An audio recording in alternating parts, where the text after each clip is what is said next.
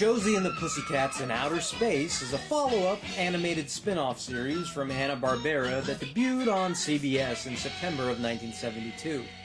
Continuing where the original Josie and the PussyCats cartoon left off, the band and crew, now much like the Jupiter 2 before it, were lost in space.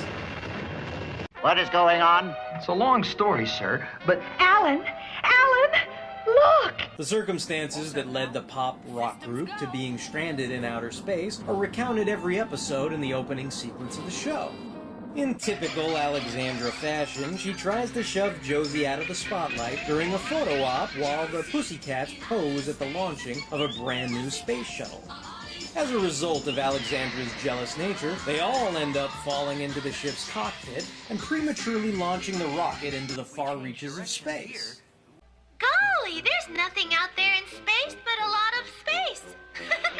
Of course, Valerie, being the jack-of-all-trades that she is on this series, doesn't have much trouble handling the basics of piloting the rocket ship, although she's not clever enough to navigate them back to Earth. Even Alan M. seems like he'd make a pretty good X-Wing fighter pilot. Stay on target. We're too close. Stay on target. The PussyCat ship itself, while unnamed, seems to have been inspired by the Discovery from the film 2001. You can see that it's got the same spear-shaped cockpit and lengthy, thin rear section, flattering by imitation, I guess. Whee! This is fun. You know, a gal could get to like this. I know, I could. In varied attempts to find their way back to Earth, the group would usually end up coming across and befriending different alien races on various alien planets. Alexander, I'll have to be the lookout, so you're gonna drive the space buggy. Me? Oh, no, I'm not. I will always be puzzled by the human predilection for piloting vehicles at unsafe velocities. While some aliens would eventually turn out to be friendly, others would often hatch some sort of nefarious scheme where, upon discovery of said scheme, Josie and the gang would end up being kidnapped, or the PussyCat spaceship might end up getting hijacked. Yeah, but that doesn't explain why you space-jacked us like that.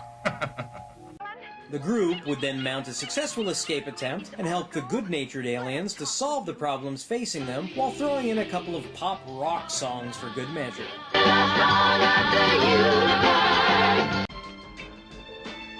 aliens will never get away with this!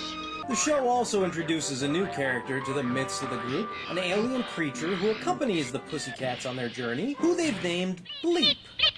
Bleep is like the great-grandfather to Blarp from the feature film version of Lost in Space. Sort of a bastard hybrid of a Pokemon and Jar Jar Binks, Bleep incessantly communicates by saying his own name over and over again, and Melody, with her stereotypical dumb blondness that made people wonder what planet she was from when the PussyCats were still on Earth, ends up having that nomenclature work out to her advantage here, as she is the only one who can translate and understand what Bleep is saying. Yes, I've got to see.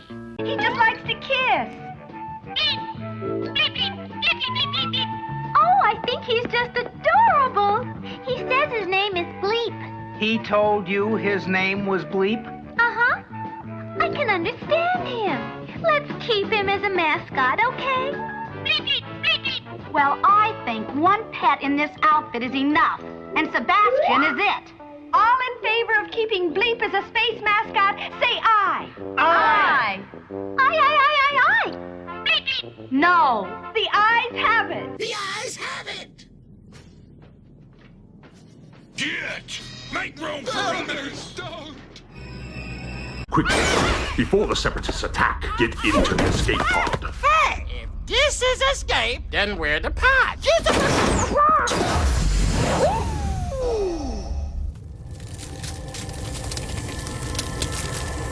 So now, joined by Bleep, and with the setting changed into various planets that look like they're something out of Space Ghost, the formula for the series basically remained the same as the original.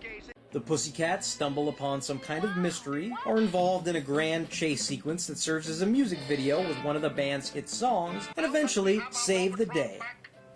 Often, even though the grateful people of the alien worlds will reward the PussyCats by programming their shuttle to return to Earth, Alexandra will stick her nose where it doesn't belong and mess up the navigation tools again and again in order to keep the series' premise afloat. Compared to the original show, the songs, I think, are just not as good or catchy, but on the upside, the series sees Josie as way more proactive than the original series, and I think that's definitely a plus. Pull up close. I want to talk to them. What did she say? Talk to them?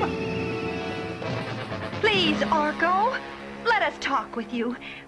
As a scientist, you must realize that if you extinguish the sun, it would mean the death of this planet as well as all the others. My people have sensitive eyes, and we cannot stand the rays of the sun. It is dangerous. It must be extinguished. Golly, back on our planet Earth, when we have to go out in the sun, we just put on shades. Why don't you Hugos just put on shades? Shades? We know of no such thing. Interesting. This could be the solution. We shall try these shades, as you call them. I tend to have a dislike for certain shows that have jumped the shark or repurposed haphazardly. Things like Bo and Luke Duke being replaced out of the blue by cousins Coy and Vance, or those friggin' space aliens that must have abducted the real Gohan by the time they got to Dragon Ball GT, are just a few examples. You may even think I would jump on the bandwagon and poo-poo all over the widely ignored follow-up to the original Battlestar series, Galactica 1980. However, if you know me pretty well, you'll know I have a soft spot for sci-fi and a soft spot for the cheese. In fact, I probably like the genre as much as I do superheroes and comics. From introspective, thought-provoking pieces, multi-part epic trilogies, and timeless classics, to goofy, cheesy, ridiculous, and obscure specimens, if it's got something to do with science fiction, chances are I've probably enjoyed seeing it. So it's probably no surprise if you tack the words outer space onto something like Josie and the PussyCats, that I'll probably like it. So sue me. Maybe if Coy and Vance went to outer space, I'd think they were cool too. Very well. My warriors and I are willing to listen to your, what do you call it?